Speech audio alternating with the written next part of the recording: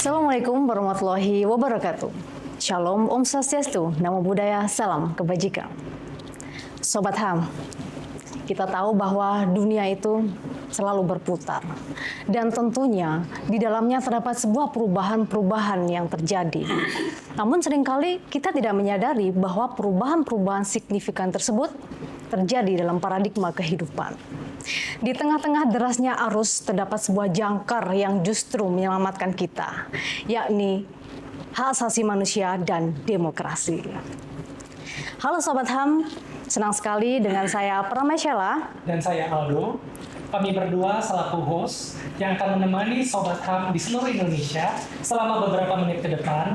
Kita akan sharing informasi dan juga pengetahuan seputar hak asasi manusia.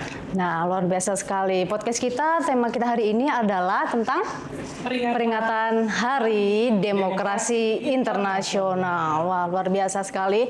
Nah, tentu saja pada hari ini kita memiliki guest yang luar biasa ya, Kak ya. Boleh di-spill dong siapa beliau? Baik. Tentu saja narasumber yang kita hadirkan pada hari ini tidak perlu diragukan lagi mengenai pengalaman dan profesionalitasnya. Langsung saja kita sambut Bapak Thomas Harming Suwarta. Boleh tepuk tangan dong.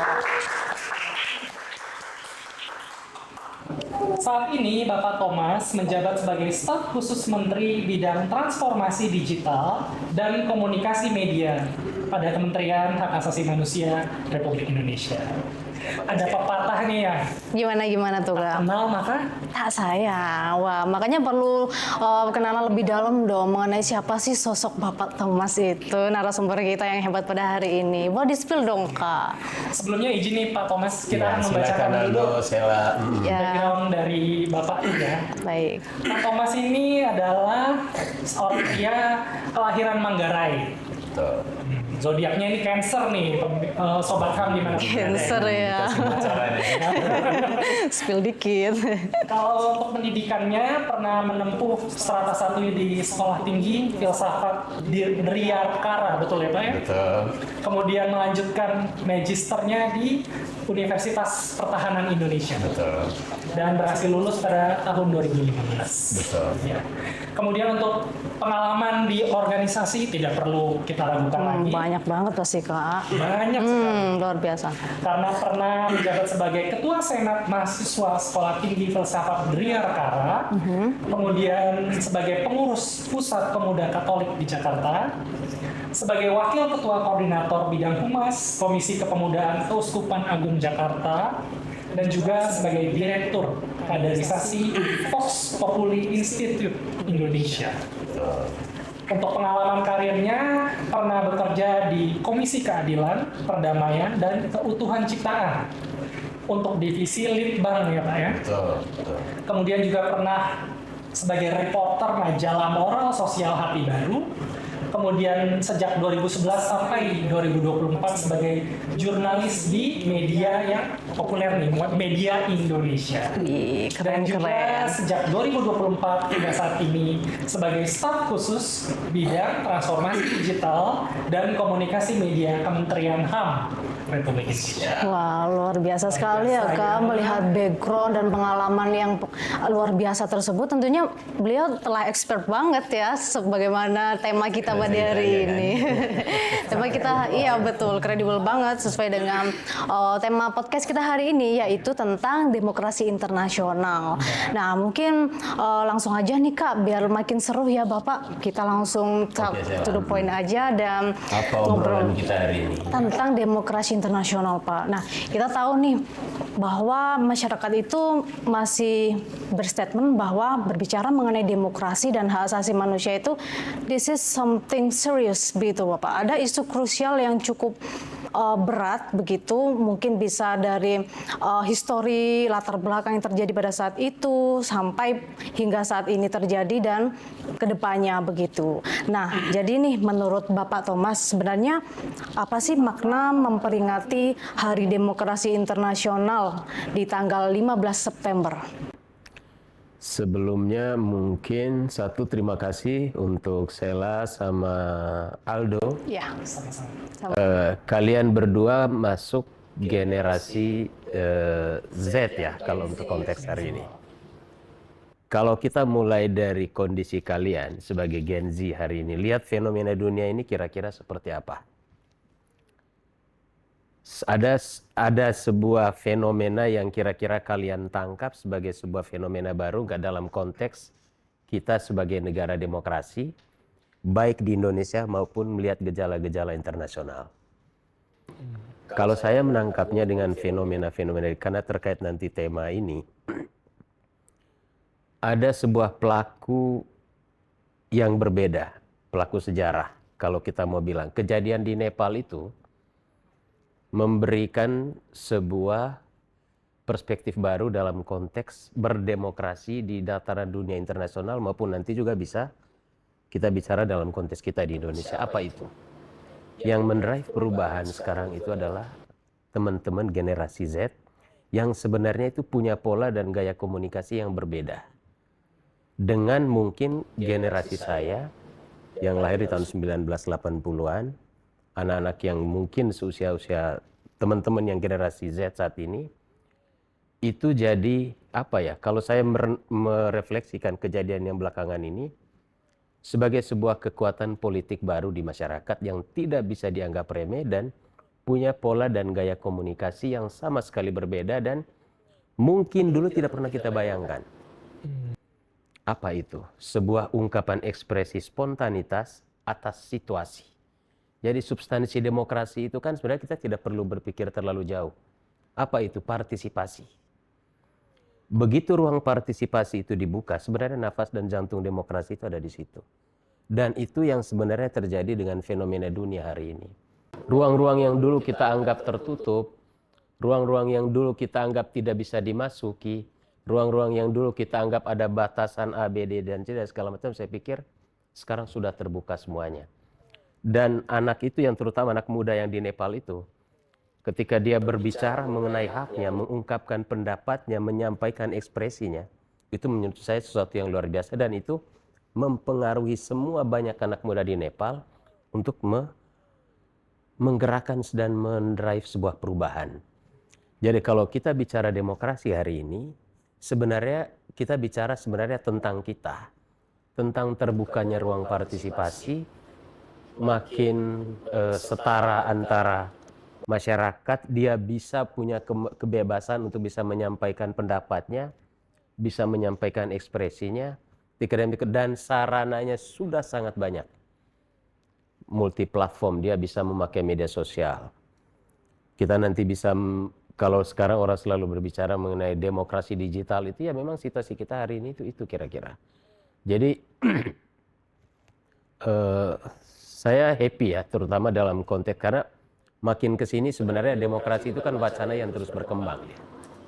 Kalau kita bicara rujukan teoritisnya seperti yang kita tahu dari bangku kita belajar SMA mungkin, atau ada yang berangkat belajar di bangku kuliah, substansi demokrasi itu, dan makin kesini dia selalu mencari formatnya. Dan menurut saya sampai saat ini, salah satu sistem pemerintahan politik yang kira-kira mengakomodir dan dianggap kira-kira ya oleh dunia internasional ya sistem demokrasi sebenarnya.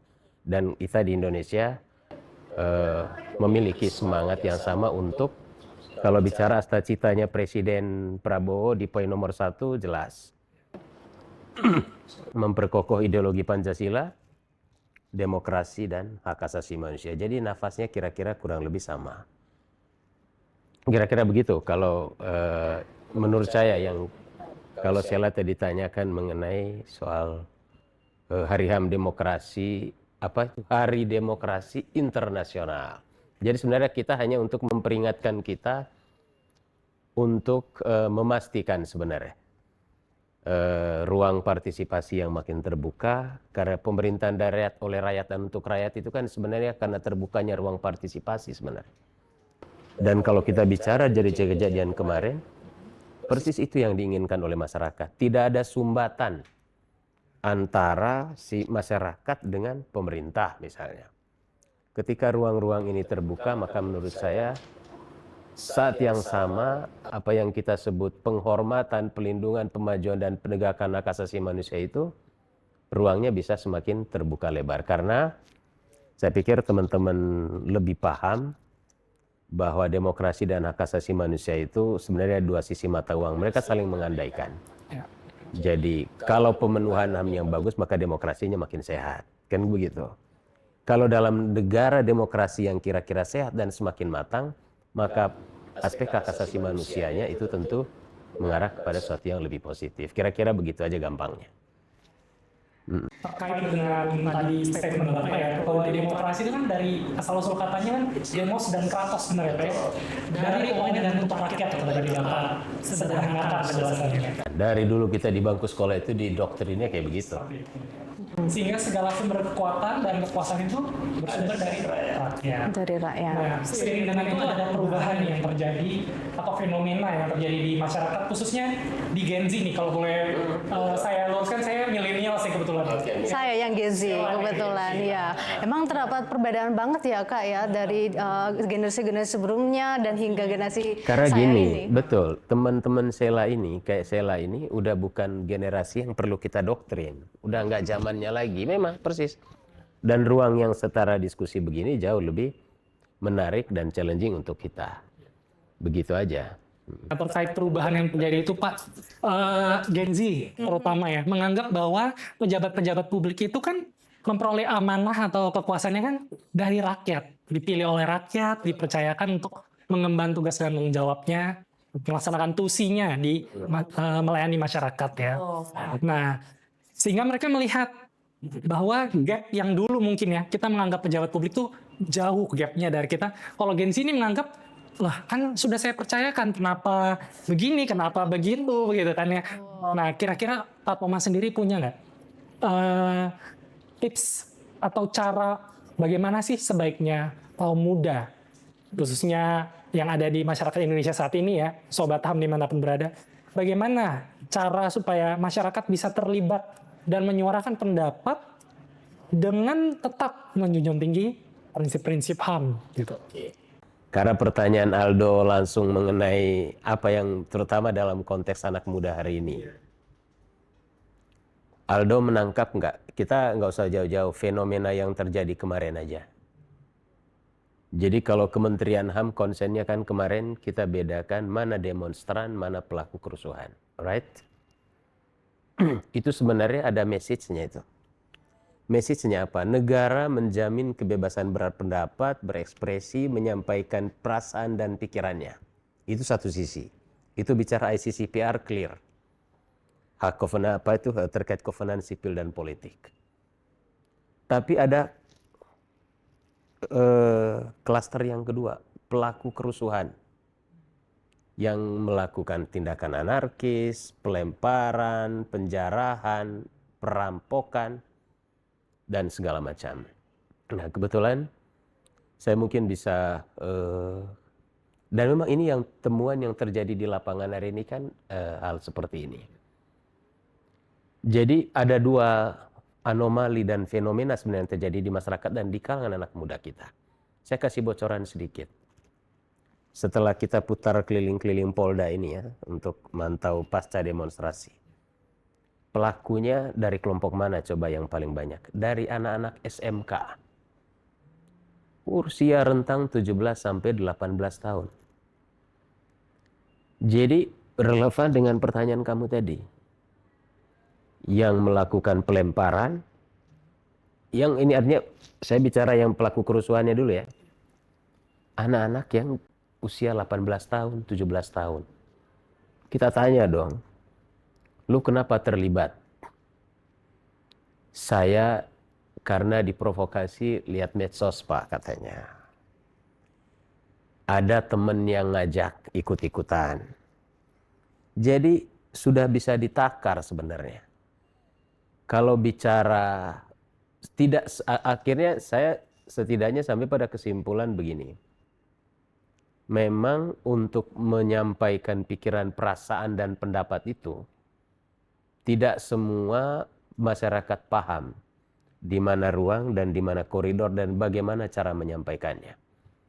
Tidak bisa atas dasar saya menyampaikan pikiran, perasaan, dan isi hati saya kepada pemerintah atau kepada pemimpin saya, tidak dalam koridor yang kira-kira kita asal saya menyampaikan dan suka-suka saya. Kan tidak begitu. Bernegara dan berdemokrasi itu ada aturan mainnya. Sama. Jadi menurut saya ruang edukasi itu yang perlu masih kita sampaikan kepada masyarakat kita dan kepada anak-anak muda. Dan memang itu yang masih menjadi pekerjaan kita. Prihatin kita karena banyak anak-anak yang kemakan provokasi itu adalah justru anak-anak muda yang masih sekolah. Disuruh lempar dia lempar, disuruh bakar dia bakar. Ada yang kalau mohon maaf aja gitu, kalau misalnya dapat provokasi dari medsos pun sama. Hal-hal yang begitu. Jadi itu ada fenomena itu di masyarakat. Jadi bahwa pekerjaan kita jadi makin bertambah, yes. Karena apa? Kementerian HAM harus ikut juga membantu dalam konteks memberikan edukasi yang lebih maksimal lagi kepada anak muda, generasi muda kita, malah di kelompok-kelompok pelajar anak-anak sekolah. Apa sih artinya hidup di dalam sebuah negara demokrasi? Apa sih artinya lu punya hak asasi manusia untuk menyampaikan pendapat itu? Apakah itu absolut? Tentu tidak. Dia punya batasan, punya barrier karena terkait apa? Terkait dengan kebebasan orang lain juga. Terkait dengan stabilitas negara. Terkait dengan ketertiban umum dan segala macamnya. Jadi hal-hal seperti ini yang mungkin masih perlu kita sampaikan lagi kepada publik. Bahwa yes, kita bersama-sama mengembangkan dan hidup dalam sebuah negara demokrasi, tapi yes, negara juga ada aturan main yang kira-kira perlu sama-sama kita patuhi. Kira-kira begitu. Kuncinya apa tuh salah? Edukasi dan penguatan ya Pak ya. Karena kan anak-anak muda itu gampang banget gitu Kak terprovokasi. Jadi lebih digalakkan lagi lah mengenai sosialisasi dan edukasi terhadap anak-anak muda seperti itu. Nah, kemudian nih Kak, lanjut ke pertanyaan selanjutnya. Oke. Silakan Kak Sela. Oke, nah dalam pemajuan hak asasi manusia di negara Indonesia ini kita memiliki Kementerian Hak Asasi Manusia, Kak. Nah, jadi Kementerian Hak Asasi Manusia ini benar-benar memiliki visi dan misi dalam konteks kemanusiaan seperti itu. Nah, jadi Bapak Thomas, mungkin bagaimana sih Kementerian Hak Asasi Manusia itu bekerja sama dengan organisasi atau komunitas yang sifatnya itu lokal dalam memperjuangkan hak-hak masyarakat sipil, Pak? Satu, kalau terkait ini saya pikir kita semua sama-sama memonitor bagaimana Kementerian HAM ini sejak berdiri sangat membuka diri untuk bisa berkolaborasi dengan elemen masyarakat sipil dari kelompok manapun. Dan itu saya pikir publik, Sobat HAM yang ada di mana saja bisa memonitor itu semua. Yang kedua, Pak Menteri selalu sampaikan bahwa Kementerian HAM ini kira-kira ruang dan rumah bersama bagi seluruh pejuang kemanusiaan dari mana saja mereka berada. Jadi rumah kita bersama, Kementerian HAM ini. Siapapun kelompok yang punya niat baik untuk sama-sama membangun hak asasi manusia, ayo ini rumahmu, Kementerian Hak Asasi Manusia. Dan Kementerian HAM sudah membuktikan itu. Banyaklah kelompok masyarakat sipil yang sudah entah sekedar beraudiensi dengan Pak Menteri atau berkolaborasi dengan masing-masing unit kerja yang ada di Kementerian Hak Asasi Manusia, termasuk di teman-teman instrumen dan penguatan, di unit di Direktorat Jenderal Pelayanan dan Kepatuhan, ada di bagian Pusat Pengembangan Sumber Daya Manusia dan unit-unit yang lain yang membuka diri untuk bisa berkolaborasi dengan elemen masyarakat sipil terutama, atau siapapun individu yang punya pikiran, perasaan, dan niat yang sama terhadap kemanusiaan. Kira-kira begitu. Dan ini yang saya rasakan juga selama ini. siapapun boleh kok. Kita juga kan tidak pernah membatasi orang untuk datang ke kantor Kementerian HAM kan? Benar nggak salah ya? Jadi orang-orang yang datang demo ke sini pun kita terima. Kita terima di lantai 1 ini juga Kementerian HAM. Kita punya ruang layanan dan pengaduan yang bisa diakses anytime oleh masyarakat. Terus pokoknya gini, yang saya rasakan ruang keterbukaan informasi publik yang dari Kementerian HAM sudah sangat luar biasa. Nah, jadi hal-hal yang memperlihatkan bahwa sebenarnya Kementerian HAM ini membuka diri untuk sama-sama berkolaborasi dan bekerja sama dengan segala macam pihak ataupun individu. Kalau masyarakatnya mungkin juga bisa datang dari kalangan kampus, akademisi, aktivis, sejauh dan sepanjang kira-kira dia juga punya mimpi yang sama untuk memajukan hak asasi manusia di Indonesia. Ini rumahnya gitu kira-kira. Kira-kira begitu. Baik, seperti yang dijelaskan sama Bapak Thomas tadi bahwa Kementerian Hak Asasi Manusia itu adalah rumah kita semua begitu. Siapapun boleh datang dengan kami sambut dengan sangat baik begitu ya Bapak. Nah, tetapi masih ada nih Kak statement-statement dari masyarakat itu yang bilang kayak itu sih kayak masyarakat besar-besar aja, kami masyarakat minoritas itu kadang nggak didengar. Nah, itu mungkin ada relevansinya dengan pertanyaan selanjutnya nih Kak. Baik. Jadi kan Indonesia itu kan populasinya besar ya Pak ya, dan terdiri dari beragam latar belakang suku, agama, ras, dan macam-macamnya etnis. Bagaimana kira-kira menurut pandangan Pak Thomas langkah yang harus dilakukan Kementerian HAM dalam hal ini sebagai pemerintah ya, memastikan bahwa suara dan hak-hak dari kelompok minoritas itu benar-benar terjamin dan terlindungi. Oke. Jadi di Indonesia ini ada pola dan menurut saya kita sama-sama syukuri. Menciptakan stabilitas di dalam konteks negara seplural Indonesia itu tidak mudah. Nah, jadi kita udah beragam agama, udah beragam suku, beragam budaya, wilayahnya sangat luas, beragam kepentingan kalau dalam konteks pernegaranya. Tetapi ada suatu kekuatan yang menurut saya luar biasa yang membuat sampai hari ini itu Indonesia kokoh berdiri. Apa itu? Menurut saya value kebangsaannya. Semangat kebangsaan itu yang menurut saya dari Sabang sampai Merauke, dari Miangas sampai Pulau Rote itu sama-sama kita rasa satu bangsa begitu. Orang yang jauh di timur sana dia masih merasa Indonesia. Orang yang di ujung barat dia juga masih merasa sebagai orang Indonesia. Itu more than enough gitu. Untuk hanya mengatakan bahwa saya masih merasa saya sebagai orang Indonesia dan saya bangga sebagai orang Indonesia. Nah, dalam konteks pertanyaan Aldo, sebenarnya disitulah keberpihakan dan kehadiran negara. Untuk juga lebih banyak mendengarkan, untuk lebih banyak turun ke bawah ke masyarakat, menjangkau mereka-mereka yang kemudian selama ini belum tersapa, belum merasa cukup didengarkan. Ada kelompok-kelompok di masyarakat, ada. Itu kita tidak bisa menutup mata. Kalau Aldo datang ke Papua, mungkin persis seperti yang Aldo sampaikan. Suara kami belum merasa didengar begitu. Atau mungkin ada di bagian daerah yang lain yang mengatakan juga atau menyampaikan perasaan yang sama. Nah, kelompok-kelompok inilah yang sensitivitas kita dari saya tidak bicara kementerian yang lain, tetapi dari Kementerian Hak Asasi Manusia untuk lebih punya empati, simpati, solidaritas, lebih terbuka, membuka mata dan telinga untuk bisa mendengarkan kelompok-kelompok atau suara-suara yang kira-kira selama ini mungkin banyak yang tidak terdengar. Kalau dulu orang bilang itu voice of the voiceless, itu suara dari kelompok yang tak bersuara, itu hal yang sebenarnya sensitivitas kita untuk bisa memberi ruang untuk mereka. Itulah yang kelompok-kelompok minoritas yang menurut pernyataan Aldo tadi, ya kita itu hadir untuk mereka. Dan jangan lupa, salah satu prinsip HAM yang paling kuat itu adalah apa?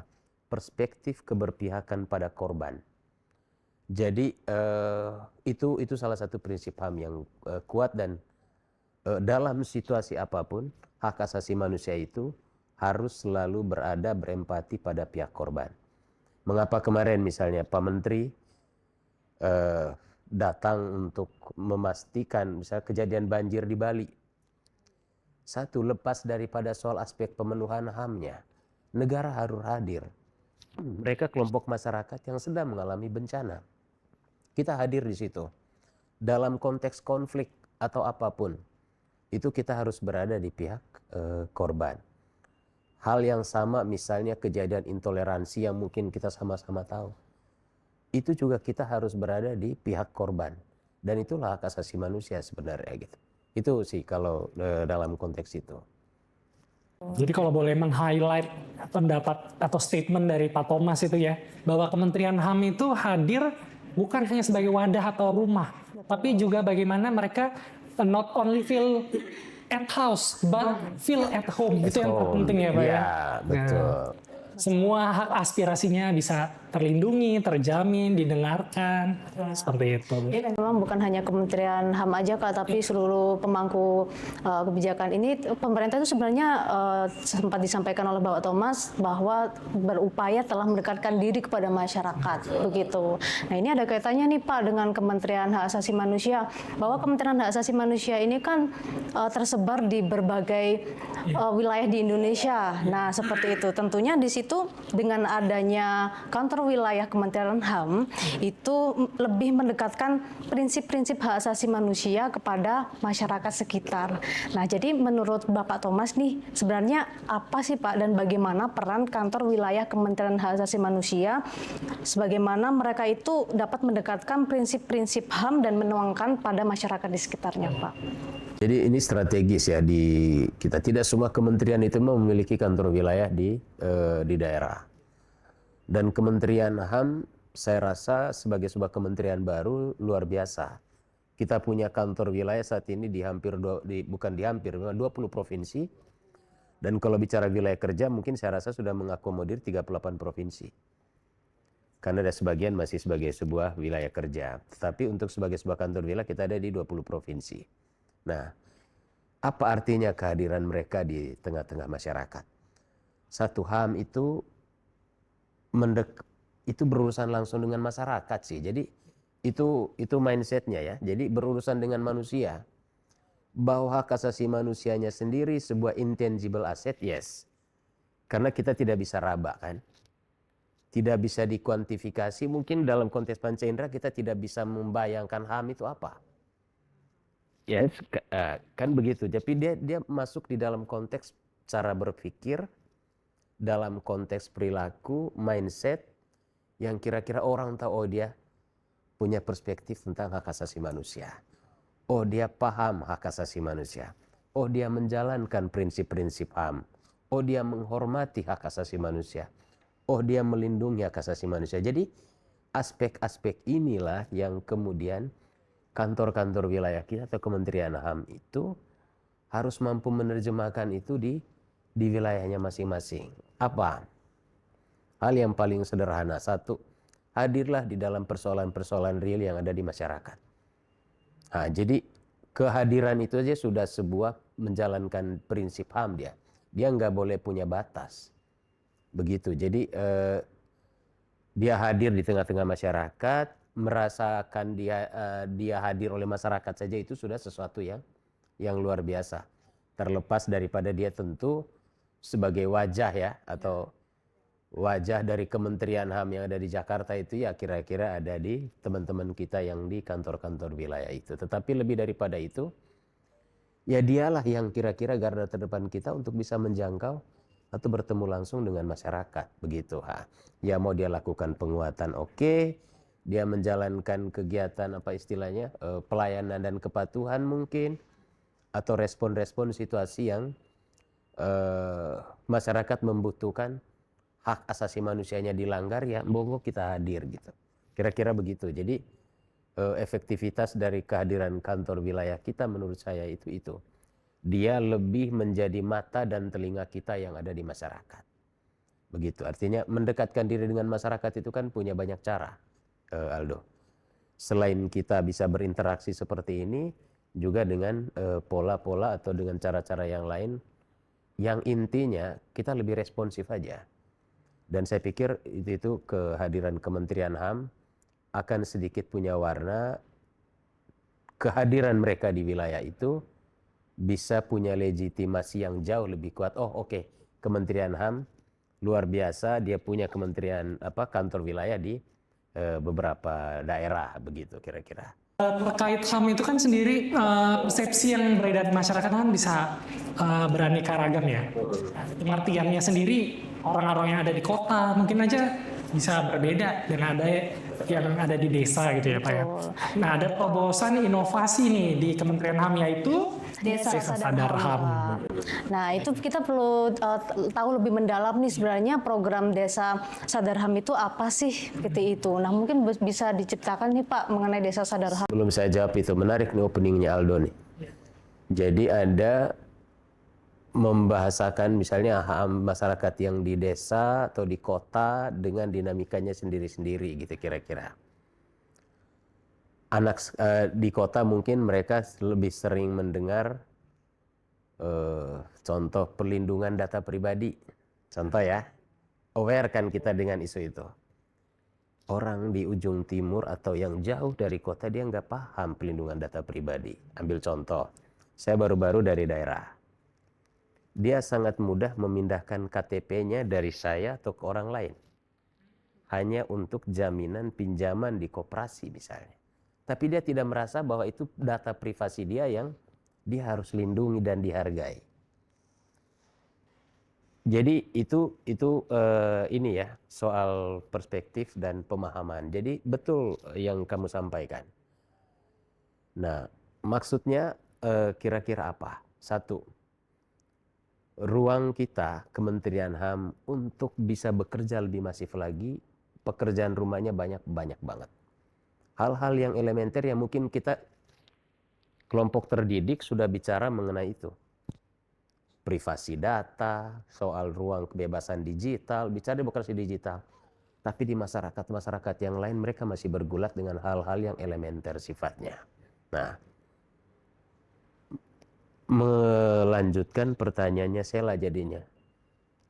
Mengapa penting Kementerian HAM punya program yang namanya Desa Sadar HAM? Satu, kita menyentuh langsung di masyarakat paling bawah di tingkat desa. Jadi pendekatan wilayahnya dulu, kita pendekatan di desa. Di Indonesia kurang lebih ada 86.000 sekian desa ya saat ini ya. Di seluruh Indonesia. Dan inilah unit masyarakat kita yang saat ini harus kita jangkau dan layani. Nah, Pak Menteri kemarin di Kendal kita sudah mulai kick off untuk launching atau pencanangan Desa Sadar HAM yang tahun depan kita akan mulai di sekitar 2.000-an desa di seluruh Indonesia. Bersamaan juga dengan 2.000 desa di 2.000 kampung redam rekonsiliasi dan perdamaian.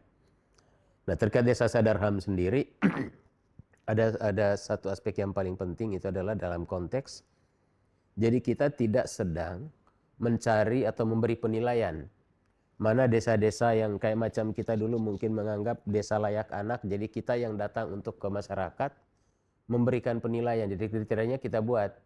Tidak begitu. Tetapi dalam konteks kita melakukan pembinaan.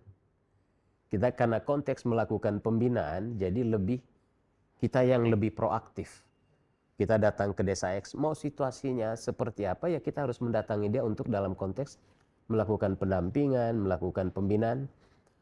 Tujuannya apa, outputnya tentu ya masyarakat di sana itu memiliki kesadaran tentang hak asasi manusia. Jadi membedakannya kita tidak sedang datang untuk memberikan penilaian ini Desa Sadar HAM, tidak. Tapi kita datang untuk melakukan pendampingan, kita datang untuk melakukan pembinaan. Jadi membina desa tersebut, ya memberi penguatan dan segala macam sampai kemudian kira-kira diharapkan dengan kehadiran kita di sana, masyarakat bisa lebih aware. Minimal tahu, oh hak-hak saya itu ini loh. Dan negara harus dan wajib melindungi dan menjamin pemenuhan hak-hak dasar saya sebagai masyarakat. Itu lebih ke situ. Baik. Nah, last question nih, mungkin Kak Sela bisa tanyakan nih. Ya, Pertanyaan untuk Pak Thomas. jadi memang sih Kak di era serba digital ini kadang masyarakat itu masih seringkali mendapatkan informasi-informasi yang bersifat hoax begitu. Nah ini sangat krusial banget nih Kak.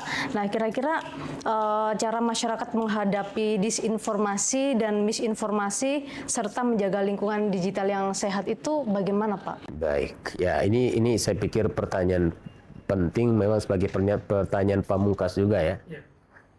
Jadi cukup menurut saya untuk kita berkaca dari pengalaman yang terakhir kemarin. Betapa misinformasi, disinformasi, hoax itu ternyata sangat merusak. Jadi dengan ini saja sebetulnya publik sudah makin aware dengan isu ini. Saya kebetulan lahir dari dunia jurnalistik yang agak sedikit banyak berinteraksi dengan hal-hal kayak begini. Bukan mau memastikan seakan-akan media mainstream itu sebagai sumber informasi satu-satunya yang kredibel, tidak. Tetapi kita perlu mengedukasi masyarakat untuk menyampaikan istilah itu melakukan check and recheck atau melakukan verifikasi. Mudah masyarakat untuk mendapatkan informasi. Era sekarang ini kan era banjir informasi sebenarnya. Ada begitu banyak informasi yang masuk ke kita, tapi tanpa filterisasi, tanpa verifikasi akan merugikan kita sendiri. Dan ini yang terjadi. Apalagi dengan rekayasa by AI yang ada saat ini. Mudah untuk bisa memancing untuk sesuatu. Dia melakukan tindakan provokasi pun mudah. Dan itu yang terjadi. Nah, kalau standarnya sebenarnya begini. Kita ruang demokrasi kita buka. Tetapi juga saat yang sama kita ingin memastikan ruang demokrasi yang digital ini harus dipastikan sehat. Sehatnya dari sisi apa? Satu, konten-konten yang kemudian kita saksikan dalam konteks mendeliverkan sebuah informasi, sebuah komunikasi itu, satu, yang pasti harus berdasarkan fakta. Nah, bagaimana masyarakat mengetahui ini yang benar, ini yang bohong, ini yang hoax, ini disinformasi, ini miskomunikasi? Sumber yang pasti yang paling awal dari itu adalah mengecek kebenarannya. Nah, dia mengecek kebenaran lewat mana? Dia baca dulu media mainstream. Itu cara yang paling mudah. Gue dapat berita ini nih. Dia nggak usah langsung tiba-tiba, mudah saja untuk membagikannya. Tek, kan kita gampang kan? Share, segala macam. Forward ya. Nah, tetapi kita harus mengedukasi masyarakat juga. Jadi, oh iya betul. Ntar dulu sebelum gue share ke teman-teman yang lain, gue pastiin dulu nih, bener nggak nih? Cara dia memverifikasi yang paling mudah itu adalah dia cek di media mainstream paling gampang. Ada nggak berita ini? Itu aja dulu. Terus dia tracing dengan medsosnya sendiri. Atau di media-media itu. Karena sumber yang saat ini masih kita percaya sebagai benar-benar penyampai peristiwa dan fakta itu adalah media mainstream. Kan begitu. Mau yang online, mau di televisi dan segala macam. Tapi itu cara kita mengedukasi masyarakat untuk itu. Dan yang kedua, ke kitanya sendiri untuk menahan diri.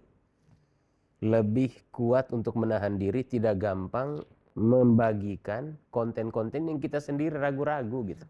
Untuk memastikan, ini kita aja sendiri benar begini. Ini benar nggak ya? Begitu kita aja udah bilang ini benar, ya udah nggak usah. Daripada makin merusak orang lain. Kan kayak begitu. Tapi yang ketiga nih yang paling penting.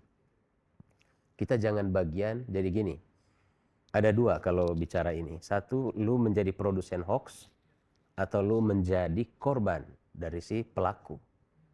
Dan rata-rata ya kita ini bisa berpotensi nggak bisa. Kita kan cenderung melihat seakan-akan kita hanya menjadi korban. Tapi ada juga sebagian dari masyarakat yang menjadi produsen. Dia dengan sangat sengaja menjadi produsen hoax.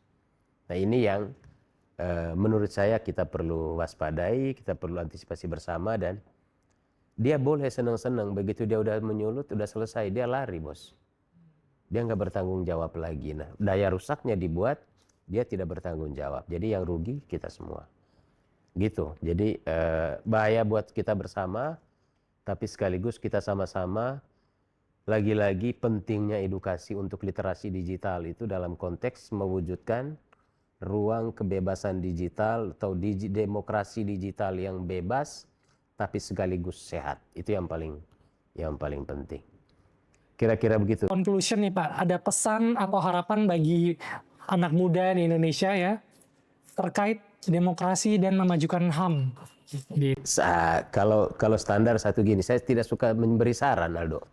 Jadi anak-anak muda sekarang itu sumber informasinya banyak. Ya, jadi dia bisa punya source untuk dia bisa mengetahui banyak hal itu dari banyak sumber saat ini. Yang paling bisa kita sampaikan itu misalnya mungkin bukan berupa saran, tetapi kesadaran kita bersama untuk ayo partisipasimu itu berharga untuk sama-sama membangun hal-hal yang lebih positif. Jangan lupa anak-anak itu sebenarnya punya banyak sekali kemampuan dan hal-hal positif di dalam dirinya yang tinggal kalau diarahkan untuk hal baik betul-betul dia menjadi hal-hal yang baik. Dan saya termasuk orang yang sangat optimis dengan potensi dan kekuatan anak muda Indonesia hari ini. Jadi kamu nggak usah ragukan kalau soal itu, dan kita sama-sama mendorong mereka untuk memberi ruang saja. Nggak usah juga terlalu didikte, nggak usah juga terlalu dibatasi, tapi beri mereka ruang, tinggal aja sedikit diarahkan, ayo kita sama-sama bangun negara ini dengan caramu. Kita sama-sama untuk memberi kontribusi yang lebih baik. Sheila dan Aldo saat ini menjadi ASN, tinggal menjadi ASN yang baik. Sampaikan juga kepada teman-teman muda yang di luar sana. Mereka dengan perannya sendiri bisa memberi manfaat dan mengisi ruang-ruang yang kira-kira mereka bisa lakukan dalam kerangka dan konteks kemajuan negara atau bangsa gitu. Saya pikir sih itu.